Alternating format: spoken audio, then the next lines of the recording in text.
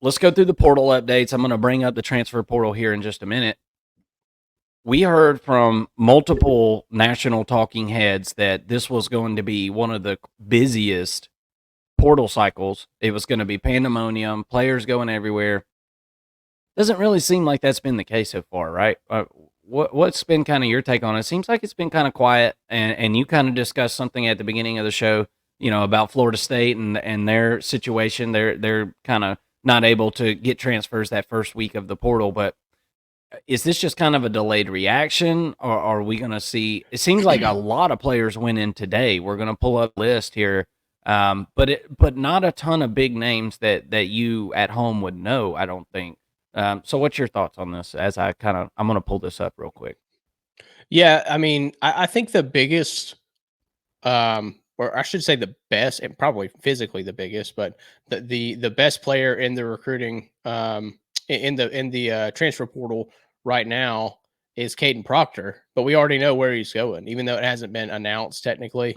We know where Kadyn Proctor's going, so it's almost like if your parents, if you celebrate Christmas, if your parents ever let you open a present early and you open like the best present early by chance, and then you get to Christmas and it's like, well, this is underwhelming, right? So I think that has a little bit to do with it. Obviously, Cormani McClain, the cornerback out of Colorado, is going to, just by his name alone, he's going to covet some eyeballs. I'm sure we'll get into that here in a minute. Probably what is surprisingly going to be the most sought after recruit, at least on what we have right now. The players that we have right now in the transfer portal is going to be Damonic Williams, defensive lineman out of TCU, interior defensive lineman, was there as a true freshman playing on their national championship team as a 17-year-old. I mean, the guy's pretty dang athletic, played last year, of course, and now he's deciding to go somewhere where he can win a championship. So surprisingly, the suitors for him are, I shouldn't say surprisingly, the suitors for him are Georgia, Oregon, and Texas. So Texas, we know, has some serious interior defensive lineman issues after Sweat and Byron Murphy both left. Georgia is pretty like Georgia could use some more talented help in the interior. They would always take it, but they're pretty much set. I mean, they don't have a they don't have a Jalen Carter like they have in the past, or Devontae Wyatt or Jordan Davis, but they've got some pretty good talent there. And then you look at Oregon, and I think Oregon could use him because they don't have the depth. I'm not saying he wouldn't crack the starting roster or be a part of the, running with the ones, but they could take whoever they have and move them to second string and kind of rotate them in. And I think that would be a pretty good fit for Oregon. One thing that's interesting about this recruitment, I guess, for the transfer portal is that when he decided to go to TCU, his two recruiters were Chidera Uzo-Diribe, which is Georgia's outside linebacker coach now, and Rashad Samples, which is a coach at Oregon now. So inside track there for both of those programs. This is going to be an interesting one. And I think that interior defensive line is such a hard position to find in the transfer portal, to find guys with experience. Go ahead and circle that name. Once again, that is Damonic Williams out of TCU. He's going to be one to know here in the next couple of days. Interesting. Yeah, I feel like there's some players that can definitely help some teams. So whenever I say that, I don't think that there's a ton of, changing going on. Look, there's depth being made for a lot of these teams.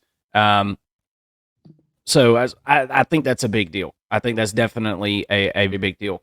But one thing that kind of caught my eye, there was some movement out of Southern Cal at this point in the game. And I was reading a story yesterday about Southern Cal and the fact that this was one of the lowest rated high school recruiting classes that Lincoln Riley's ever had as a head coach. I think they finished 17th in the 24 recruiting class, something like that. No 5-stars. This will be the first time ever in his career that he doesn't have a 5-star freshman on the field.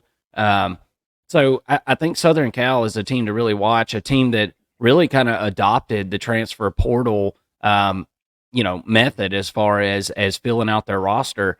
And I think it's negatively affecting their high school recruiting, and they're kind of bleeding, Mason. They're losing a really good offensive lineman.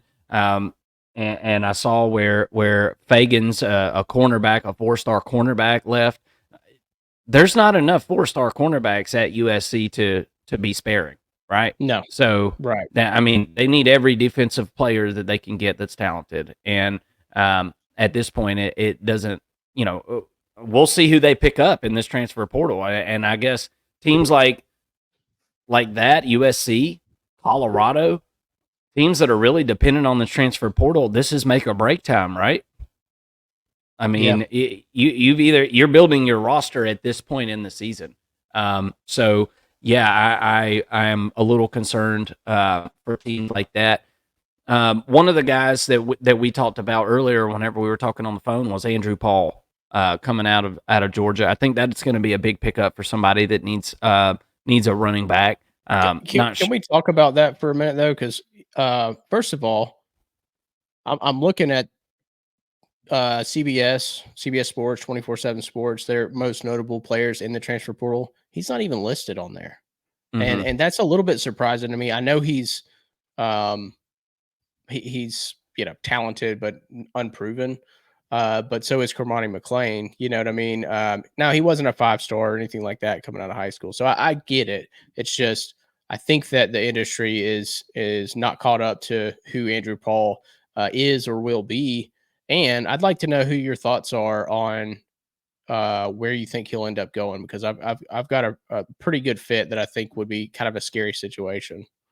Yeah, I mean, I don't really know. I mean, first of all, what you just said with not seeing him on CBS on their list, did you even see him on the 24/7 list?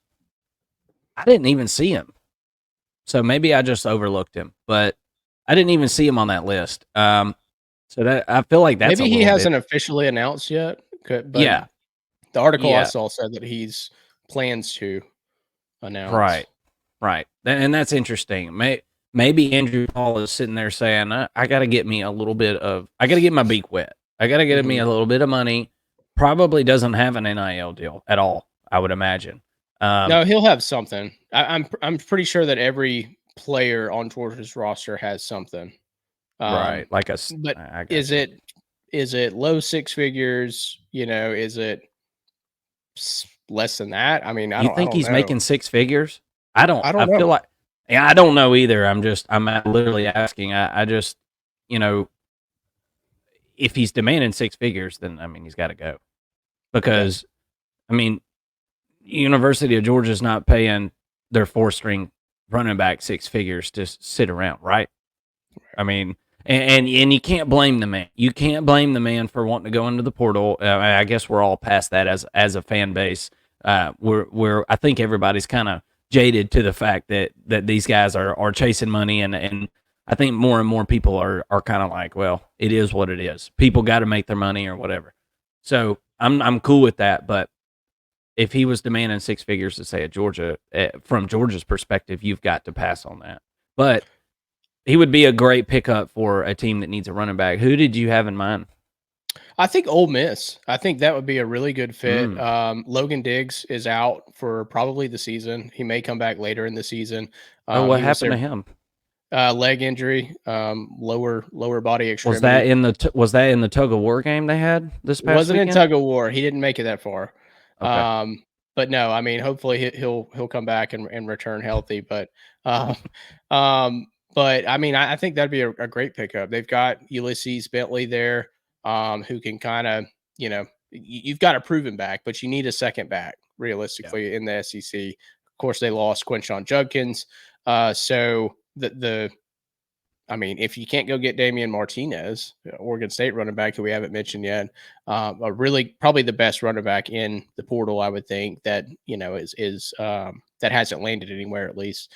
And I think that if you can't get him, Andrew Paul, if they do the research, they'll find that he's probably the next best thing. I've heard that he may end up somewhere like SMU or Houston, kind of a lower tier school, a Big 12 school, you know what I mean? And he's from Texas. So kind of keep that in mind. He's probably going to trend somewhere back towards home. But Mississippi's not that far from Texas, right? You're kind of splitting the difference between Georgia and Texas. So, yeah, it's not too bad. But yeah, I think that Ole Miss would throw a bag at him, and I think he'd do great. Y'all, if you haven't seen him, go watch Georgia's spring game. You can see him play a little bit. He had a great spring game, and he's a big physical back. Anyways, we probably spent enough time on Andrew Paul.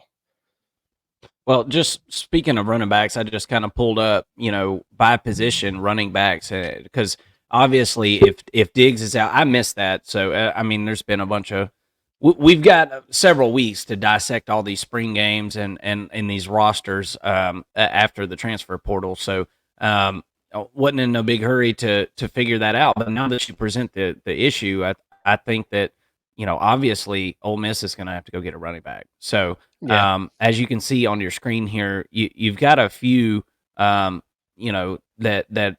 are decent. I mean, you look at a guy coming out of Ohio State. I feel like in this transfer portal thing, you almost got to look at, if you're looking for a running back, you want to look at teams that are overflowing with running backs and try to pick one of them off. Ohio State's a great place to do that. I don't look side-eyed at a running back trying to get out of Ohio State, right? No, because, right. I mean, let's be real. We all know who's going to be playing. And there's Andrew Paul, by the way. They've got him as a 3-star. And Mason, I'm sorry, I feel like that's a little bit underrated, and I think it's just because nobody knows who he is. I get it, but I mean, at the same time, you've got to go back. Yeah, you've got to go back to high school, and he was a 3-star player out of high school, and really made a name for himself in the state championships. And in his last 4 games, it was 3 or 4 games, he rushed for 1,200 yards. And had like 11 touchdowns. It was absolutely bananas what he did in the state playoffs and in the state championship in Texas. So made a name for himself there at the tail end. Clemson was coming in hot on him, and he was trending towards Clemson, and Georgia said, "Wait a second." And I think that Georgia had just whiffed on a running back, and Andrew Paul was kind of that backup plan. So.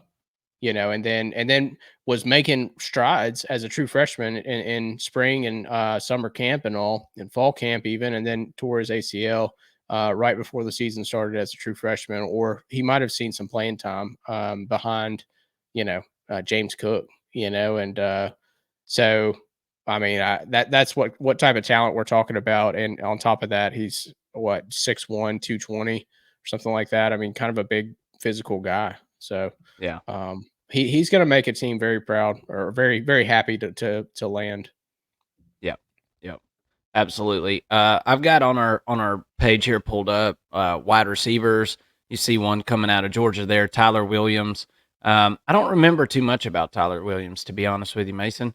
Do another you? Guy. He's, a really big guy, 6'5", high 4-star type of receiver.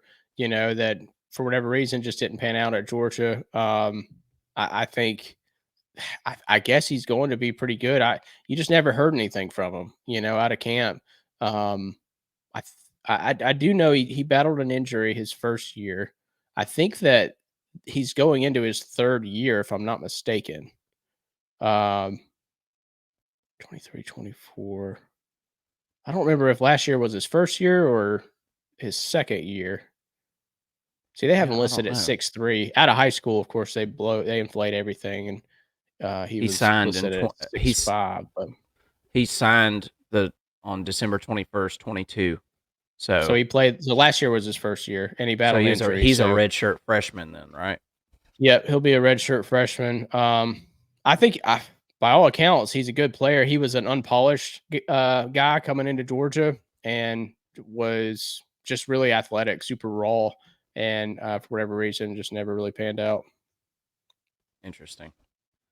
Interesting. Another guy that kind of caught my eye, or a couple of guys, some SEC boys. You got Kai Preen coming out of LSU, and again, LSU, I feel like, is one of those teams that's got a pretty good stable of wide receivers. And so any overflow from that cup, I'm more than happy to scoop that up if I'm a team. So I think that's a name that you'll see probably go somewhere and maybe even contribute. And Dennis Jackson coming out of Missouri, a very highly rated guy coming out of high school there, as you can see, a 94 rating there.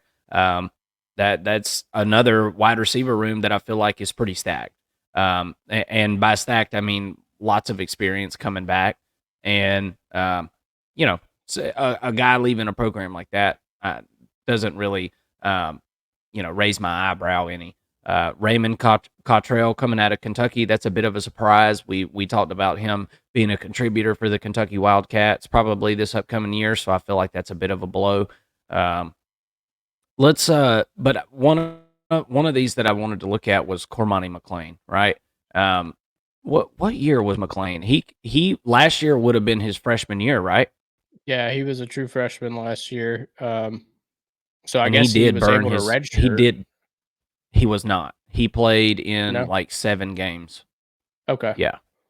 So he So never really started, right? I mean, I feel no. like Dion was kind of publicly all over his back and, never really got off of him.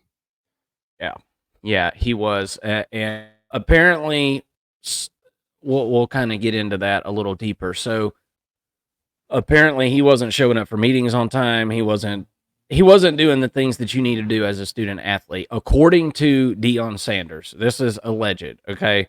And I mean, as bad as that team was last year, I feel like if he would have been able to contribute, I feel like Deion Sanders would have put him on the field. But I don't know. It seemed like two proud parties kind of going at it on this situation, and finally Cormani McClain decided that he's going to leave the circus that we all know as the Colorado football program. Because I'm telling you right now, we're going to kind of get into that a little deeper also. But I don't feel like that program is on good footing, Mason. And they're not recruiting at all worth a flip high school players, and I'm wondering about the development. I mean, I guess we don't have a big enough sample size to know if just, straight up if Colorado possesses the ability to develop their players, but they weren't able to develop this one. And you know what? There's been guys that have gone to Georgia that didn't pan out. There's been guys that gone to Alabama that didn't pan out. So I'm not saying it's all on Colorado, but if we see this become more of a trend, then maybe it is something to do with the coaching staff. Maybe it is something to do with the Colorado Buffaloes. What's your take on this? And do you remember who was in the running for him as far as recruiting goes before he ended up going to Colorado? And I'm assuming taking some kind of bag to go out there. Do you remember? Because I don't. I'll pull up his bio real quick. Yeah, Cormani McClain originally was a Miami commit. And at the last minute, I mean, he was all Miami, nothing but Miami up until probably the last 2 weeks before signing day, and was kind of a really dramatic sort of player, and I know that Georgia was a contender for him. Not ever really too serious though. Of course, Miami, they were still in it, and Colorado, and at the last minute, he's supposed to be signing. He's, everybody is at his signing day celebration or whatever, to actually watch him sign, and he's not even there. He shows up like 30 minutes late to that. So, showing up late to that, and then hearing that he's showing up late to practice and stuff like that. I mean, kind of makes sense. He's what now? I said he's on rapper time, dude. Oh, okay. I can hear you now. This guy is on uh, oh, my bad. I might be breaking up just a little bit. Sorry, folks. But I was just saying he must be on rapper time, dude. That's what it sounds like to me. Like he's just not taking the whole thing seriously as far as school. And but you can see on your screen there that, yeah, it came down to Miami and Colorado. It looked like the Florida Gators were in the mix a little bit. Alabama, Southern Cal, even Georgia took a visit to Georgia back in 22. Before ended up going to Colorado. So very interesting stuff there with Cormani McClain. Yeah, but that just, to me, that just showed everything. Hearing the way he talked in high school, kind of about himself. He really is kind of self-absorbed, in my opinion. And you want a little bit of that in those skill position rooms and all, but I don't know if him and Dion would necessarily drive, because they're both kind of the same person in a way. So yeah, it makes sense a little bit. Yeah, that makes sense. Well, that's kind of a little bit of a dive into the transfer portal. We're going to keep an eye on it as time moves on. I think we'll probably see a few more guys go in the portal over the next couple of weeks. And we had talked about the Texas Longhorns. They're having their spring game on the 20th, I believe. I think that's this Saturday. And then the 27th is Oregon's. Was that do you think that was a strategic move for them? I mean, kind of making their spring game, I don't want to say that they're being deceptive, but I feel like you could keep these guys on the hook, and say, you got a chance. You're right there in the running for the starting job. We got to have the spring game. We got to see, who's going to be ready, who's ready to be a starter, blah, blah, blah. By the time by the time Oregon has theirs, in the portal is going to be over. So yeah, close to it. I mean, they'll have it on the 27th. Portal closes on the 30th. So they'll have a few days afterwards to put their name in, which is plenty of time. But if you're gonna mask it, I feel like you do it in other ways. Let it play out in practice. You'll kind of have an idea already. But you would typically, I think most programs, you would see the freshman come in. Let's say uber talented freshman, kind of keep him with the 3s and 4s, and then in fall camp is when you allow that leap to occur. Right. And you kind of let them win it out, so to speak. But I don't know that Oregon's going to have much of an issue with that. I think they've got one true freshman safety that's probably by default going to end up starting at some point. But that's probably the only position that's really being tested, other than, obviously the quarterback position.